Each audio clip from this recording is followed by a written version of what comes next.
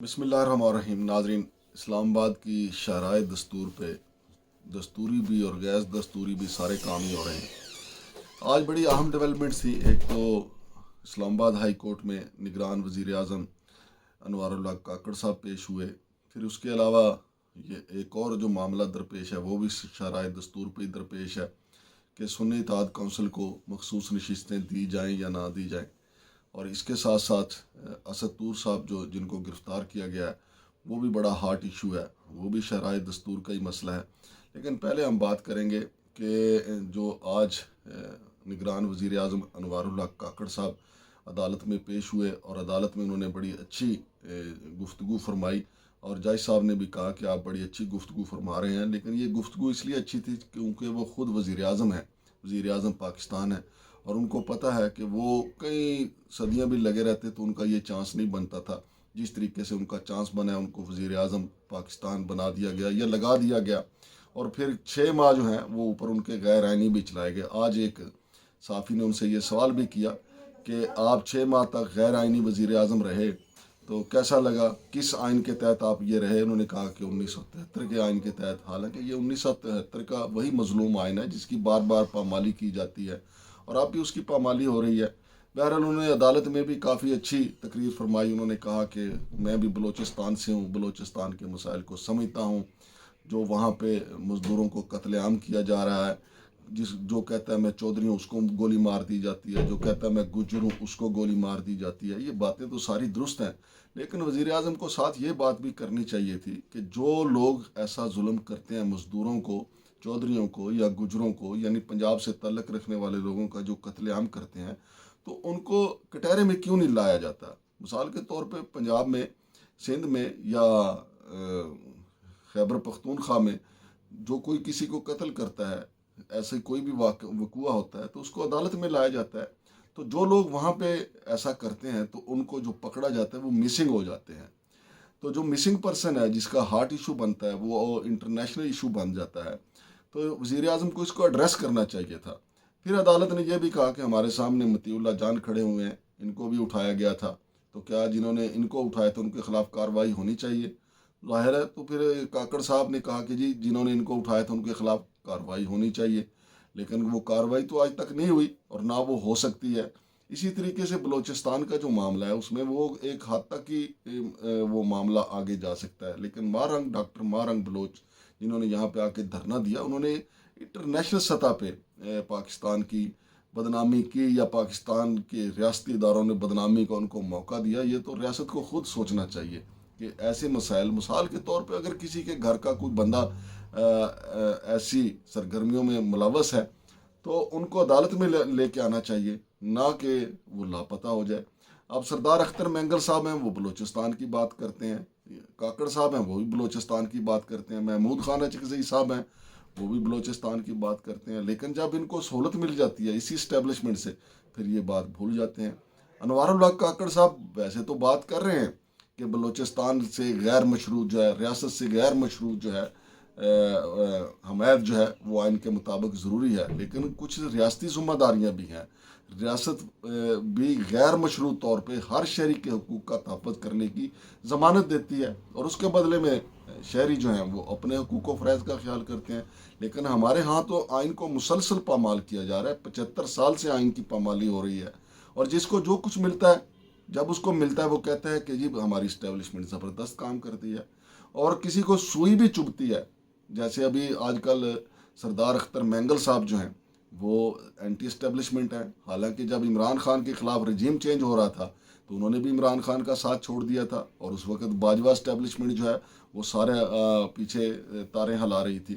یعنی جس کو جو ملے، مولانا فضل الرحمان صاحب ہیں، اگر باجوائی ڈاکٹرائن جو ہے ان کے سر پہ ہاتھ رکھ کے تو وہ کہتے ہیں کہ جی زبردست ہے، اسٹیبلشمنٹ کے بغیر تو ہمارا چارہ ہی نہیں ہے، فوج کو ہمیں تگڑا کرنا ہوگا۔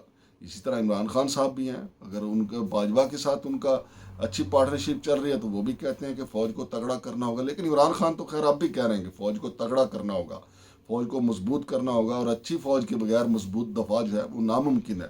لیکن ہمارے ہاں پرابلم سب سے بڑا یہی ہے کہ ہمارے جو سینئر سیاستدان ہیں، جیسے ابھی کاکڑ صاحب بھی اب سینئر سیاستدان ہیں، چونکہ وزیر اعظم کے عہدے تک تو وہ پہنچ گئے، اور آج وہ ہائی کورٹ میں پیش ہوئے اور وہاں پہ انہوں نے یہ موقف لیا کہ ریاست اپنی ذمہ داریاں ادا کر رہی ہے، لیکن جب انہی کو اسی انوار اللہ کاکڑ کو سوئی چبھے گی یا ان کا ہاتھ چکی کے نیچے آئے گا یا ان کے پاؤں کے اوپر کوئی پتھر آئے گا تو پھر یہ کہیں گے ریاست بڑا ظلم کر رہی ہے، اور یہی حال باقی سیاستدانوں کا ہے۔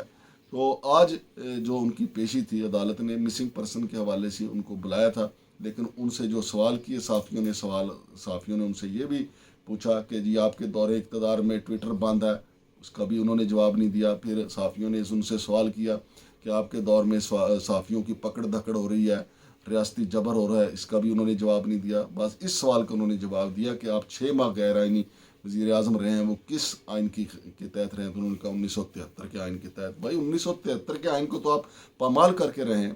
تو ناظرین، یہ تو آج جناب انوار اللہ کاکڑ صاحب کی عدالت میں پیشی کے حوالے سے احوال تھا، لیکن جہاں تک صحافیوں کے ساتھ ریاستی جبر کا معاملہ ہے تو اسد طور کی جو گرفتاری ہے وہ بڑی زیادتی ہے۔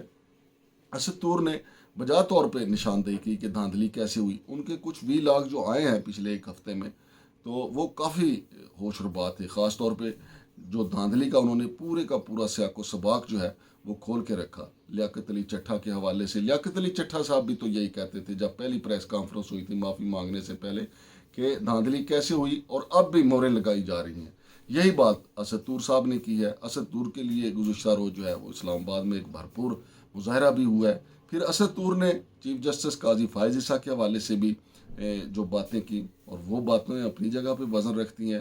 اکرام چودھری واقعی بڑے سینئر ایڈوکیٹ ہیں، اس کے حوالے سے انہوں نے چیف جسٹس نے ان کے ساتھ بدتمیزی کی تھی۔ پھر اس کے علاوہ اس سے پہلے انہوں نے کچھ اور وکلا کے ساتھ سردار لطیف کھوسہ کو کہا آپ نے سردار اپنے نام کے ساتھ کیوں لکھا ہے؟ تو سپریم کورٹ کے اپنے جج ہیں سردار مسعود صاحب، وہ سردار لکھتے ہیں، لیکن میرا خیال ہے کہ ایسا لگتا ہے چیف جسٹس کا معاملہ کہ جیسے تھوڑے میں زیادہ پڑ گیا، اور وہ بار بار جو ہے وہ دوسرے کی تذلیل کر کے خوش ہوتے ہیں، حالانکہ ان کے سامنے صرف آئین ہونا چاہیے، اور آئین کی تذلیل ان کے سامنے ہو رہی ہے، اس کی ان کو کوئی پرواہ نہیں ہے۔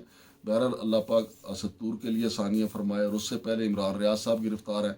اب عمران ریاض صاحب کی رہائی کے معاملے میں اینٹی کرپشن پنجاب جو ہے وہ جھوٹ پہ جھوٹ بولے جا رہی ہے۔ آج ان کے جو وکیل ہیں میاں اشفاق علی اور اظہر صدیق، وہ عدالت میں پیش ہوئے، انہوں نے کہا کہ بلایا جائے۔ عدالت نے کہا پراسیکیوٹر کو کہا، اس پراسیکیوٹر نے وقت مانگا لیکن پھر فائل نہیں فراہم کی گئی۔ یہ سارے ہتھ کنڈے ہوتے ہیں تاکہ ضمانت نہ ہو سکے، لیکن آج میاں اشفاق علی نے عدالت میں لاہور میں یہ سارے کیس کی سماعت ہو رہی تھی، انہوں نے کہا کہ ایک کرپٹ جو ہے ڈی جی اینٹی کرپشن ظفر چٹھا کے بارے میں ان کا کہنا تھا کہ وہ نیب زدہ ہے، لیکن موجودہ جو پچھلے کوئی 1 سال سے 1.5-2 سال سے ایسے لوگ اوپر آئے ہیں جو واقعی جن کے خلاف کرپشن کے بے شمار کیسز ہیں، اور اس میں بھی اگر آپ دیکھیں تو ظفر چٹھا جو ہے ڈی جی اینٹی کرپشن ہے، چونکہ انہوں نے وہ کام کرنے ہیں جو آئین اور قانون کے مطابق نہیں۔ اب معاملہ یہ ہے کہ عمران ریاض کو جیل میں رکھنا ہے، اور جیل میں رکھنے کے لیے ایسے افسر کی ضرورت ہے، لہٰذا ان کو مشکل میں ڈالا ہوا ہے۔